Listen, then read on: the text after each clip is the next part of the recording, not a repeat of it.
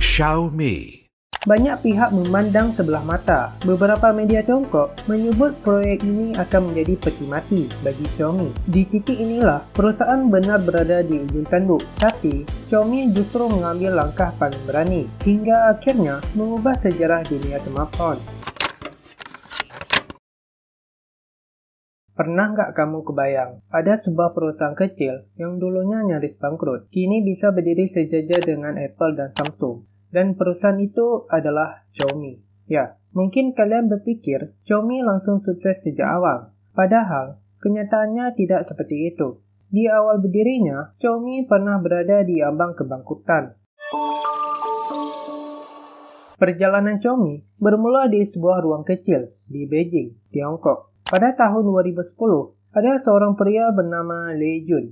Bersama 7 rekannya, punya satu mimpi yang sederhana, yaitu menciptakan teknologi canggih dengan harga terjangkau untuk semua orang. Lei Jun bukan orang baru di dunia teknologi. Sebelumnya, dia adalah CEO dari perusahaan software terkenal, yaitu Kingsoft. Namun, setelah merasa gagal membawa Kingsoft sebesar Microsoft, ia memutuskan membangun sesuatu yang baru. Dari situlah lahirnya Xiaomi. Nama Xiaomi memiliki arti beras kecil dalam bahasa Mandarin. Yang menarik, pada awalnya Xiaomi tidak memproduksi smartphone. Mereka hanya merancang perangkat lunak berbasis Android dengan nama MIUI dengan target utama para penggemar teknologi yang suka memodifikasi sistem smartphone mereka. Perusahaan ini hidup dari komunitas online. Setiap minggu, Xiaomi merilis update MIUI berdasarkan feedback pengguna. Tanpa promosi besar-besaran, nama Xiaomi mulai dikenal di kalangan developer Tiongkok.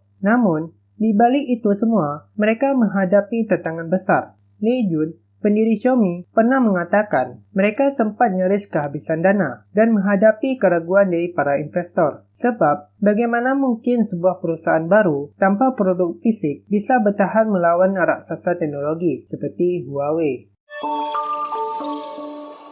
Tahun 2011, Xiaomi memutuskan langkah besar. Mereka tak hanya ingin membuat software, tapi juga smartphone mereka sendiri. Saat itulah Xiaomi Mi One lahir. Namun, disinilah mimpi itu mulai diuji. Xiaomi adalah perusahaan baru. Mereka tak punya pabrik sendiri, dan mereka tak ada pengalaman memproduksi perangkat keras. Produksi Mi One pun penuh resiko. Biaya produksi tinggi, sumber daya terbatas, bahkan saat Mi One diliris, banyak pihak memandang sebelah mata. Beberapa media Tiongkok menyebut proyek ini akan menjadi peti mati bagi Xiaomi. Kenapa? Karena di pasar Tiongkok, mereka harus bersaing melawan raksasa teknologi seperti Huawei, Lenovo, dan ZTE yang sudah punya reputasi kuat dan jaringan distribusi luas. Situasi ini semakin parah ketika penjualan Mi One di awal tidak berjalan sesuai harapan, produksi lambat, pemasaran minim, dan kepercayaan pasar belum tumbuh. Di titik inilah, perusahaan benar berada di ujung tanduk. Dalam sebuah wawancara, Lei Jun mengaku Xiaomi pernah menghadapi krisis. Modal yang mereka miliki hampir habis. Pesanan menurun.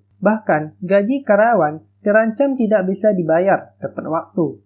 Namun, Lei Jun mengambil satu keputusan yang tidak lazim, yaitu Xiaomi harus menjual semua smartphone-nya secara online ke konsumen. Tanpa toko fisik, tanpa distributor, langkah ini terdengar nekat. Tapi, inilah titik balik yang menyelamatkan Xiaomi.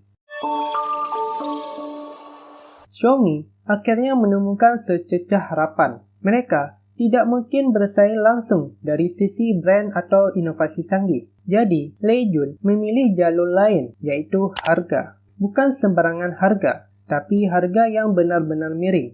Saat perusahaan lain menjual smartphone flagship dengan harga tinggi, Xiaomi datang menawarkan produk bersertifikasi tinggi, namun dengan harga kurang dari setengahnya. Dengan memangkas biaya distribusi dan pemasaran, Xiaomi bisa menekan harga jual secara drastis. Akhirnya, hanya dalam waktu 34 jam setelah penjualan online dibuka, Xiaomi berhasil menjual 100.000 unit Mi One. Ini menjadi rekor baru saat itu di Tiongkok. Strategi inilah yang membuat banyak orang mulai melirik Xiaomi. Bayangkan, siapa yang tidak tergoda membeli smartphone dengan spesifikasi premium, tapi harganya nyaris setengah dari merek lain. Xiaomi langsung dikenal sebagai Apple-nya Tiongkok. Mereka menjual smartphone dengan spesifikasi tinggi, tapi harga yang murah.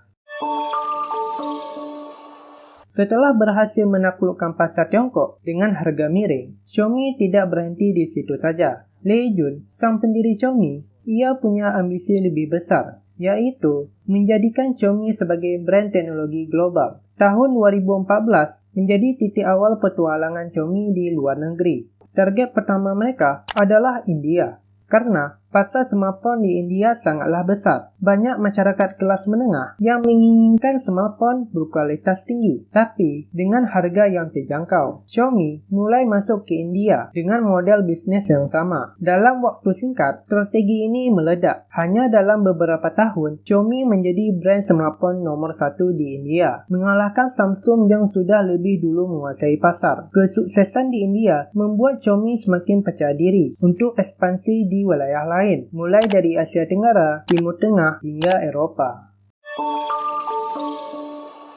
Xiaomi mengubah cara pandang dunia terhadap bisnis smartphone. Mereka membuktikan teknologi hebat tak harus mahal, dan strategi harga miring inilah yang menjadi fondasi utama Xiaomi untuk melangkah menjadi raksasa teknologi dunia. Kini, Xiaomi adalah salah satu brand teknologi terbesar di dunia. Dari nyaris bangkrut hingga menjadi simbol inovasi teknologi Asia, kisah Xiaomi membuktikan satu hal penting. Bahkan, dengan strategi cerdas dan ketekunan, perusahaan kecil sekalipun bisa mengubah dunia. Terima kasih telah menonton video ini. Gimana? Apakah kalian ada pendapat lain? Atau ada hal yang menarik yang ingin kalian ceritakan tentang brand Xiaomi ini? Tulis aja di kolom komentar. Dan jangan lupa subscribe.